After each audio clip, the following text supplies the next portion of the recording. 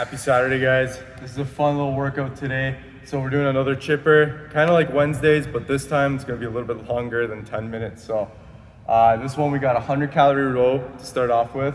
Then we're going into 80 wall ball shots, then 60 pull-ups, 40 strict handstand push-ups, and then finishing off with 20 squat cleans. So this has the whole package. We got weightlifting, we got gymnastics, and we got some monostructural work with the rowing today. So with this one, chippers are always challenging ones to pace for since you're only doing it one time and the movements aren't repeating one after another. So to make this a little bit more strategic and going into it a little bit more with more of a plan, think of kind of how you would break up each movement. So one common mistake is to kind of jump into this workout and try to do as many as you can on each movement.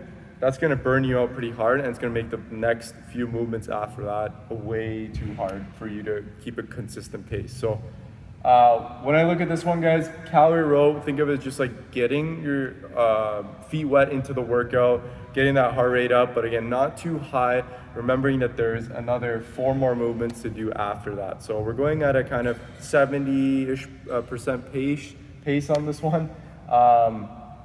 When we get into the wall balls, we're gonna remember that this is gonna be hitting the legs the most.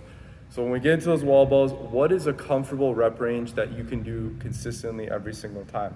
If that's 10, let's say, for example, try to be accountable to getting 10 done maybe every minute on the minute or every 45 seconds. Have a look at the timer each time and make sure you're staying accountable. Or if you don't watch the timer and you focus on breathing. So you go for your 10 reps, then you breathe for 5 reps, and then go back into it, go for another 10 reps. Keep that consistent for 8 sets, you're done those 80 reps.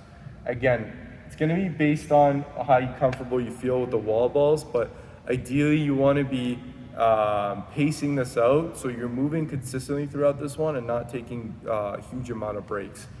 Now, from the wall balls to the pull-ups, going into some upper body work.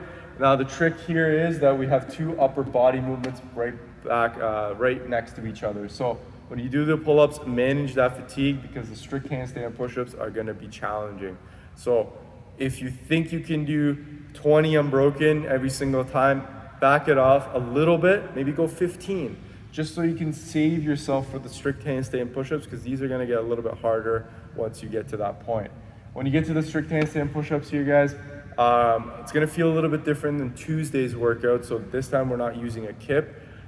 This time we're working more on that strict strength. So small sets and then stay accountable. Maybe 4 at a time, maybe 3 at a time, and just keep chipping away at it. At the end, 20 squat cleans at kind of a moderate to heavy weight, but not as heavy as last Saturday. So we're still working on that squat clean, but going a little bit lighter, but still challenging kind of that heavier aspect.